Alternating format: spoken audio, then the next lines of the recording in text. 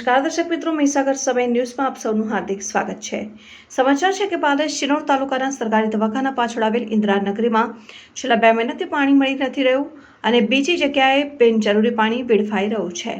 જે ઉપર વિડીયો મુજબ જેથી કરીને ત્યાંના રહેવાસીઓ આ બાબતે ધ્યાનમાં લઈને પાણીનો બચાવ કરવો અને નગરપાલિકા પણ છેલ્લા ઘણા સમયથી અરજી આપવા છતાં કોઈ કાર્યવાહી કરવામાં નથી આવી, કોઈ નિકાલ મળતો નથી અને 2 મહિનાથી પાણી વગર વલખા મારી રહી છે પ્રજા।